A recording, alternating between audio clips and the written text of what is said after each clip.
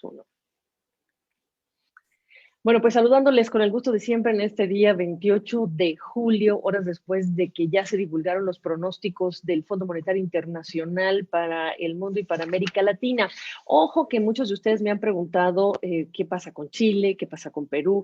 Bueno, les quiero decir que las actualizaciones que da normalmente el Fondo Monetario Internacional cuando habla de todo el mundo incluye simplemente a la región, incluye a 2 países, a Brasil y a México.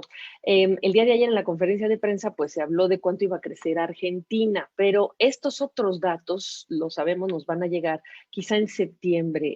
Y hay que decir que en el Fondo Monetario pues están buscando el reemplazo de quien fuera el director del Departamento del Hemisferio Occidental, Alejandro Werner.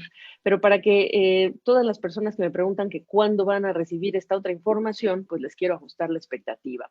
Dicho esto, recordarles que el Fondo Monetario Internacional habla de las brechas que se están generando en la recuperación global por 2 temas. Las vacunas que están disponibles, por un lado, y por otro lado, los alivios fiscales que se están entregando en el mundo. Economías avanzadas tienen mejores perspectivas de crecimiento económico, mejoró el pronóstico para este año, el FMI, economías en desarrollo, emergentes, países de bajos ingresos, en ese caso, rebajó el pronóstico. Pero hay buenas noticias por lo que pasa en el entorno externo para nuestra región, una región que depende muchísimo del comercio exterior, depende de la economía estadounidense, de los alivios que se están haciendo o dando en Estados Unidos, depende de China, por supuesto, y la demanda que está permitiendo pues que se mejoren muchas cifras de crecimiento económico.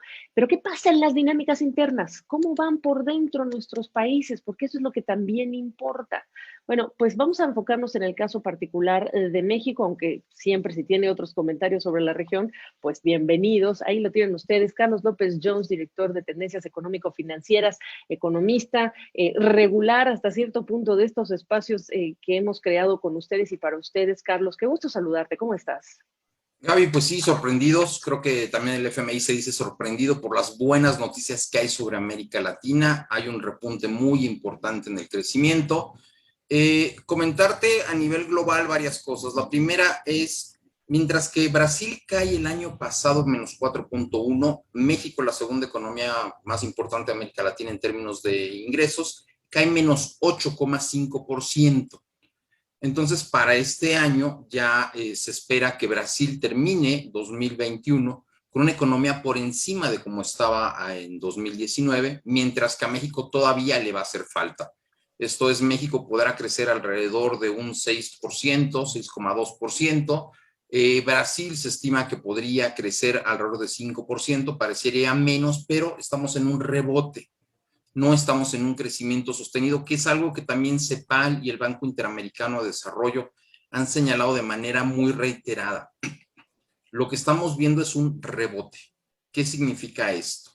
Que en 2020 los hoteles, los restaurantes y muchos comercios tuvieron que cerrar sus operaciones durante 2, 3 meses durante el año. Este año esperemos que ya con 9, 10, 11, 12 meses abiertos, no fue el caso de Brasil, lamentablemente, bueno, pues tienes más ventas tan solo por haber abierto más días tus operaciones durante el año.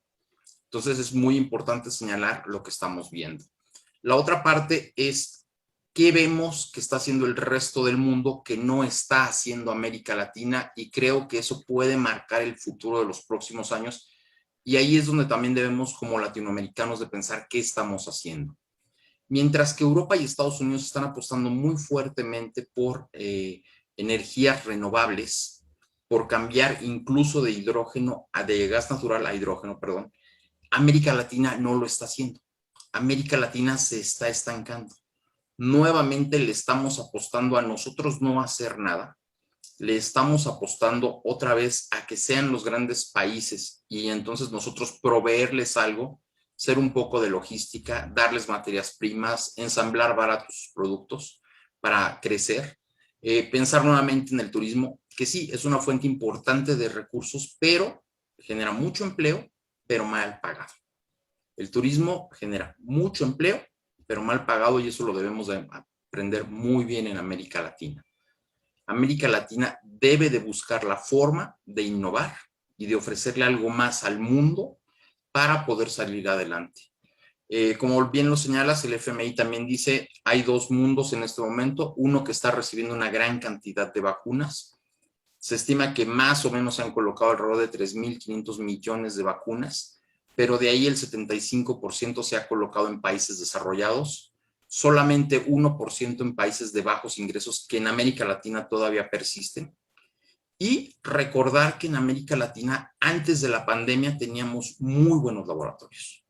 Nuestros países se destacaban por grandes campañas de vacunación universal, que habíamos logrado erradicar una gran cantidad de enfermedades gracias a esos procesos de vacunación universal.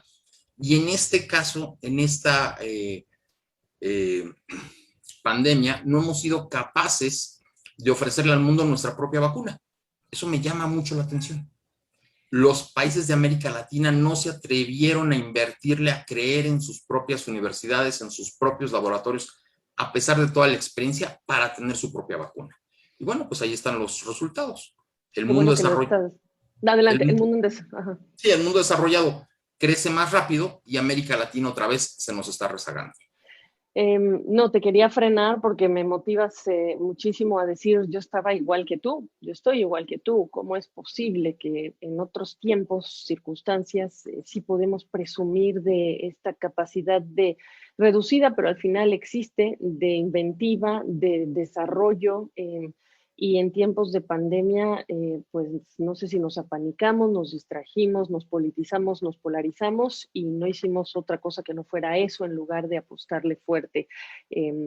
También estoy igual que tú. Y te digo más, Carlos, tú estás en México, un país que hace parte de el NAFTA, ahora TEMEC, UMCA, este acuerdo comercial entre México, Estados Unidos y Canadá. Y estos beneficios comerciales tampoco, y esta estrecha relación entre estos tres países tampoco se tradujo en algo más que yo pensé iba a haber dentro de eso mismo que estás apuntando desde México. Para los mexicanos pareciera que no hubo un efecto neto positivo para México de estas alianzas en tiempos malos como la pandemia, pese a que tienes toda una capacidad de manufactura instalada ya en México. Y ni siquiera se pudieron poner de acuerdo en cuáles eran las industrias esenciales. Entonces, yo siento que la experiencia o lo aprendido de esta experiencia de la pandemia en términos comerciales de negocios ha sido muy, muy limitada en la región. ¿O me equivoco? Mira, en el caso muy específico de México, en los últimos 30 meses de la Cuarta Transformación, el gobierno actual, hemos dejado atrás un proceso en el que México trabajó durante 20 años, que era de integración comercial con sus principales aliados comerciales. El 80% de las exportaciones mexicanas tienen como destino final Estados Unidos. Y eso es producto, a su vez, de que una gran cantidad de empresas, tanto de Estados Unidos como de Canadá, pero también de Europa y de Asia, han visto a México como el lugar para manufacturar sus productos que tienen como destino final Estados Unidos. Y eso es un proceso en el que habíamos trabajado durante los últimos 20 años hasta que llegó la Cuarta Transformación, que lamentablemente por tal vez políticos que no tenían la experiencia suficiente, por otro lado, una directriz de política de ya no acercarnos tanto a Estados Unidos, sino de buscar una mayor diversificación con América Latina o con otras regiones del mundo, o la misma falta de experiencia de la Cuarta Transformación, pues no ha buscado esa integración que todos esperaríamos. Una vez más, tanto CEPAL como BID lo señalan, el COVID puede ser una oportunidad perdida o un punto de inflexión para que nuestra América Latina cambie. ¿Hacia dónde debería de cambiar nuestra América Latina? México debe de integrarse más hacia América del Norte, debe de decirle a todos los países del mundo que van a sacar sus empresas de China, que tanto México como América Central, como América del Sur, son excelentes países para ofrecerles manufactura de muy buena calidad, con muy buen precio en la mano de obra, para atraer más inversiones hacia Estados Unidos, hacia nuestra América Latina, buscando el mercado de Estados Unidos y de Canadá. Y también debemos de empezar a trabajar sobre qué queremos de América Latina. Nos estamos rezagando demasiado como región. Hace 25, 30 años estábamos por encima de Asia. Hoy Asia ya nos está rebasando. Entonces tenemos que trabajar. Bueno, y el tema de por qué nos estamos rezagando también tiene que ver con el tema de las inversiones, en qué estamos invirtiendo, investigación y desarrollo. Recuérdanos con comparativos Asia en ese tema versus América Latina, o incluso en inversiones en general, el porcentaje de inversión pública versus el porcentaje de inversión que se da acá en nuestros países, Carlos. Sí, ¿cuáles son las opciones? Cuando tú te pones a definir cuál va a ser los presupuestos, ¿qué fue lo que decidió Asia y qué fue lo que decidió América Latina hace 30 años? Asia decidió que era importante invertir en infraestructura física y capital humano, esto es educación. Mientras que América Latina decidió ampliar sus capacidades de salud. Decidimos apoyar más a la gente dándole dinero. Y eso no es la mejor opción para sacar a las personas de la pobreza. La mejor opción para sacar a las personas de la pobreza es invertir en infraestructura física, invertir en educación, y al generar esas oportunidades de trabajo, las personas salen por sí mismas de la pobreza, obtienen empleos, y ese empleo va a ser superior a cualquier dádiva, a cualquier apoyo que les podamos dar. Te pongo el caso de México. En México, para salir de la pobreza, necesitas alrededor de 400, 500, 600 dólares mensuales de ingresos, y lo más que les podemos dar a las personas que necesitan apoyo son 150 dólares mensuales. Si nada más les puedes dar 150 dólares mensuales cuando ellos requieren entre 400 y 600 dólares, pues evidentemente nunca van a salir de la pobreza. Si esa misma persona obtuviese un trabajo de 400 a 600 dólares, pues saldría automáticamente de la pobreza sin que el gobierno le tuviera que dar dinero. Un dato muy interesante: cada vez que el gobierno construye un hospital, te cuesta cada año operarlo el 25% del valor de la infraestructura. Entonces tú dices, vamos a construir 10 hospitales que nos van a costar 200 millones de dólares. Sí, ojo, pero vas a requerir 50 millones de dólares anuales para mantener operando esos hospitales. Entonces no es nada más ya construir el hospital, es necesito darles mantenimiento para que operen los hospitales correctamente, y requieren una gran cantidad de insumos, doctores, enfermeras, seguridad, luz, etcétera, etcétera, ¿no? Entonces, ¿en qué debemos de gastar en los próximos años? En un momento donde además en América Latina, como lo estamos viendo en Colombia, como lo estamos viendo en Brasil, como lo estamos viendo en México, la población ya no quiere que le aumenten los impuestos. Entonces, quieres que te mantengan todos los apoyos sociales, pero no quieres que te mantengan los impuestos. O sea, no se puede. Es urgente. Espérame. No se puede. O sea, déjame subrayarlo contigo. No se puede. Queremos tener este tipo de servicios públicos, pero no queremos aumentos de impuestos. Pues no sale la suma, la aritmética no sale. Perdona, Carlos. Porque además estamos en un proceso de envejecimiento poblacional en toda América Latina. Te pongo el caso únicamente de México. En el año 2000 nuestra población tenía un promedio de edad de 20 años. En el año 2010, 26. Para el año 2020, 29. Ya si ahorita tú revisas todas las campanas, bueno, salvo algunos países de bajos ingresos en América Latina, ya la inmensa mayoría ya no es una campana donde en la parte de abajo tengas más niños que jóvenes. No, ya ahorita tienes más jóvenes. Y además, gracias a la medicina, tienes una gran cantidad de personas adultas mayores de 65 años que ya están en un momento de pensionarse más que de seguir trabajando. Resultado de los próximos años, y esto es muy importante para toda América Latina: la generación actual de jóvenes va a ser más pequeña que la que viene. Resultado: no vamos a tener suficientes niños para que mantengan a los viejos del futuro. Entonces, los jóvenes actuales que van a ser los viejos del futuro tienen que ahorrar para su propia pensión. Si ellos están esperando que la próxima generación, que va a ser más pequeña que la de ellos, los mantenga, pues no se va a poder. Simple y sencillamente esta generación va a ser más grande que la que viene, y en consecuencia no va a haber quien los mantenga. Entonces, las pensiones en toda América Latina tienen que ser ahorro propio, por un lado. Y por otro lado, tenemos que pensar muy bien en América Latina cómo le vamos a hacer para financiar las pensiones del futuro. Brasil reporta que el 90% de su PIB ya es deuda. Ojo, 90%. Y su tasa de interés acaba de subir a 4.25 y probablemente va a subir a 6.50 en lo que resta del año. Entonces, esa deuda está creciendo en costo financiero muy alto. Brasil debe tener mucho cuidado con esa situación, igual que el resto de América Latina, pero Brasil es un caso muy importante porque es la economía más grande de la región, ¿no? Para el caso de México, tenemos una tasa de interés de 4.25, esperamos que cierre el año sobre el 5%, nuestro PIB, nuestra deuda PIB roza el 52-54%, pero tenemos el mismo problema que el resto de América Latina. Queremos más gasto, queremos más infraestructura, pero no queremos más impuestos. Entonces, estamos en una situación complicada, por decirlo menos. Sí, complicada por decirlo menos y frágil. Déjame enfocarme un poquito en la responsabilidad ciudadana, porque Carlos nos acaba de deprimir, dirán algunos de ustedes, con todo esto que se ve, pero pues de lo que se trata es de decir qué deberíamos estar haciendo, qué deberíamos estar escuchando y viendo a la autoridad trabajando en qué deberíamos estar haciendo los ciudadanos cuando decidimos votar por alguien, porque con nuestro voto es como empezamos a contratar un poco ese futuro que queremos diseñar y de eso se trata.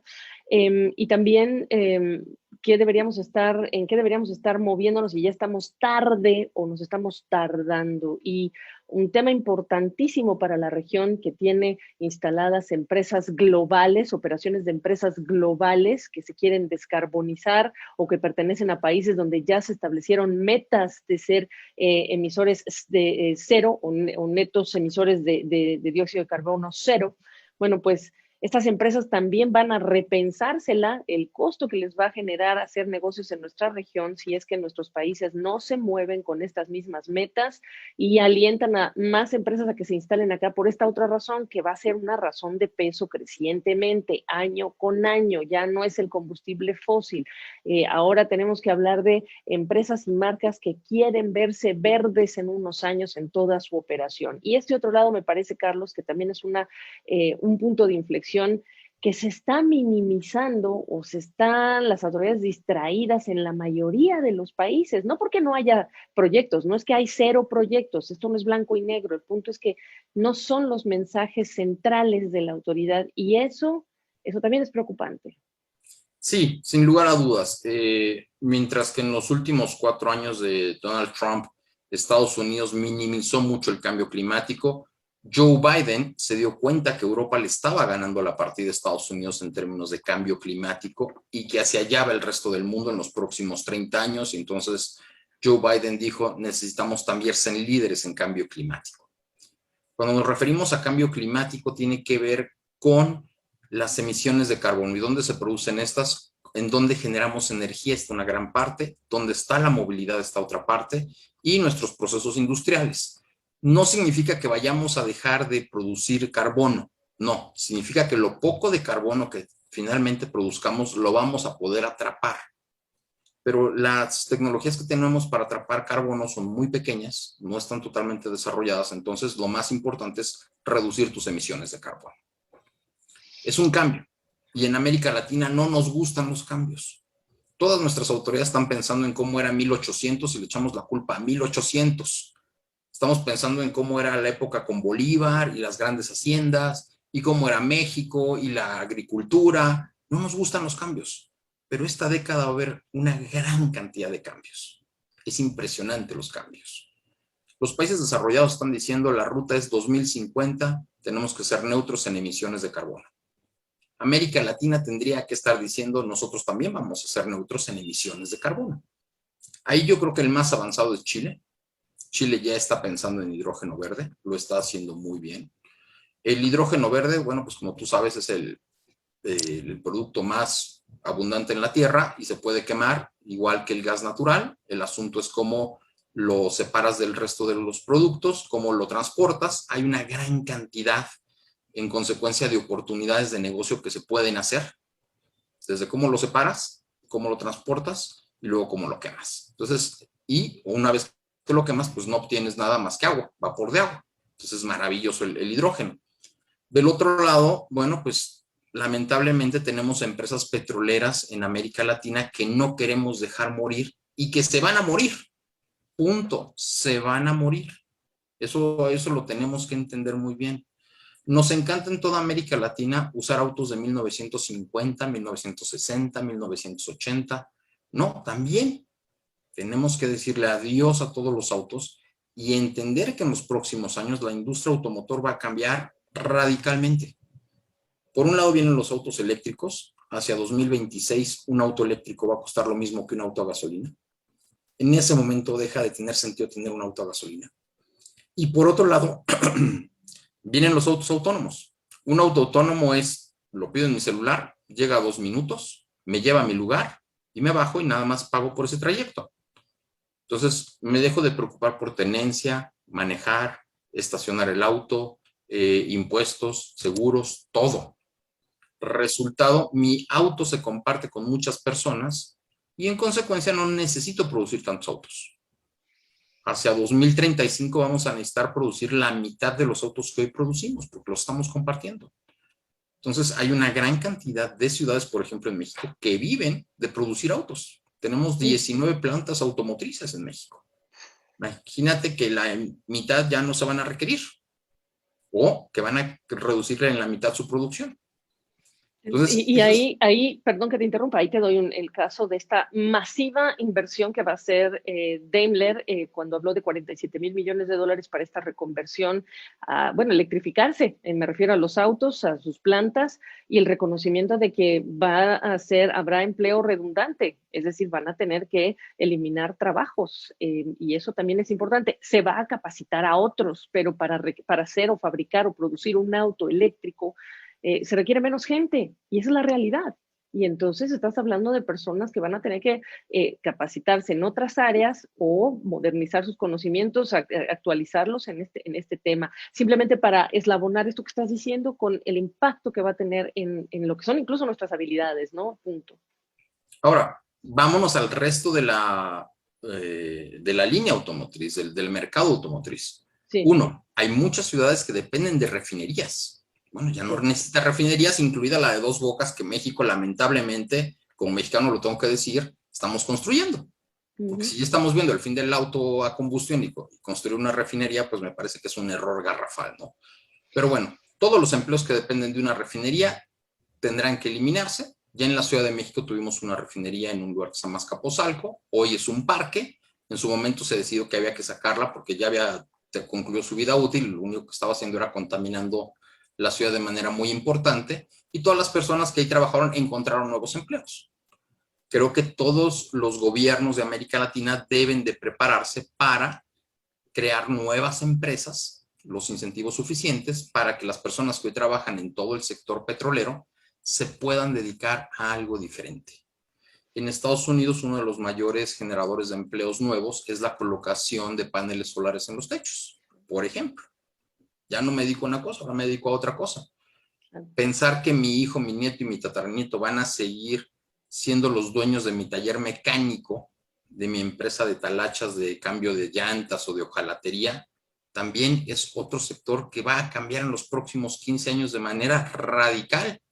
Si el auto ya no es mío, ya es parte de una gran flotilla, pues yo ya no necesito llevarlo con mi hojalatero, con mi mecánico, con la persona que me cambia las llantas. Eso ya lo van a hacer las grandes compañías en la noche, en sus grandes talleres. Punto. Eso es otro sector que va a cambiar en los próximos 15 años y que nos debemos de preparar.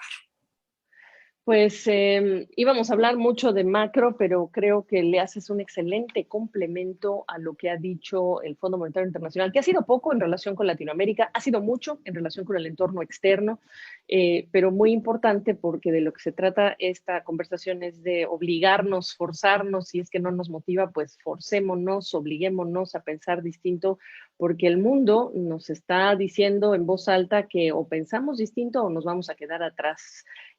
Gracias, Carlos López Jones. Qué gusto saludarte y gracias por esta reflexión muy oportuna en estos momentos. Gaby, pues muchísimas gracias como siempre. Yo siempre le digo a las personas, no le tengan miedo al cambio. Los cambios son maravillosos. Siempre nos dejan algo para lo que no estábamos preparados, pero cuando volteamos hacia atrás decimos, hoy estoy mejor que ayer. Entonces, exactamente. Por favor, no le tengan miedo al cambio.